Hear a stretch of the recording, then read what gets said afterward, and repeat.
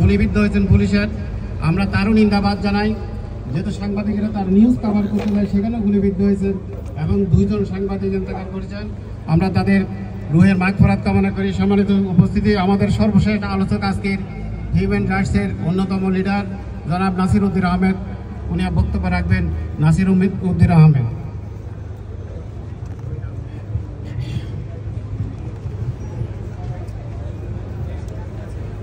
আসসালামু আলাইকুম রহমতুল্লাহি ওয়া বারাকাতুহু। ওয়া আলাইকুম আসসালাম।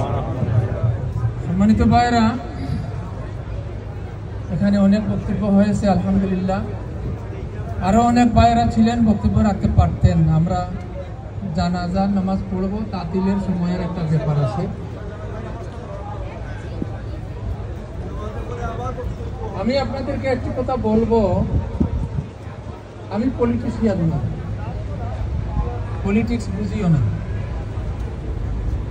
69 ইংরেজির আমি ভোটার।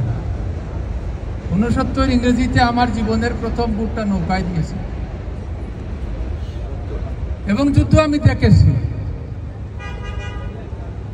ভালোভাবেই দেখেছি। বয়স তখন আমার 20 বছর। আজকে আমার যে ফিলিংস সেটা হয়, মানুষ স্বাধীনতা চেয়েছিল পাকিস্তানের কাছ থেকে। বঙ্গবন্ধু তিনি পুরোপুরি স্বাধীনতা চান নাই। তিনি তার বক্তৃতায় জয় বাংলাদেশ জয় পাকিস্তান বলেছিলেন। এটা রেকর্ড আছে। ওইখানে তার বক্তব্যটা ডিলিট করে দিয়ে জয় বাংলা পর্যন্তই রাখা হয়েছে। সেই বঙ্গবন্ধুর কন্যা শেখ হাসিনার হাতে বাংলাদেশ ভারতের করতলগত হয়ে গেল, এটা বড়ই দুঃখজনক। আমার ফিলিংস হয়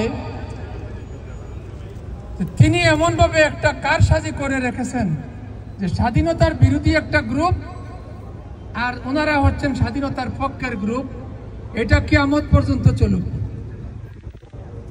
দুনিয়াতে কোনো কিছু হইলে পক্ষে বিপক্ষে মানুষ থাকে, দোষ থাকতে পারে, গুণ থাকতে পারে, কিন্তু এইটাকে পুঁজি করে কিয়ামত পর্যন্ত এইভাবে ধরে রাখা, এটা একটা ষড়যন্ত্র। এবং বঙ্গবন্ধু জানাজা শুরু করে দেন প্লিজ, জানাজা শুরু করেন, কথা বন্ধ করেন প্লিজ, কথা বন্ধ করেন। শেখ সাহেব বঙ্গবন্ধু কবে থেকে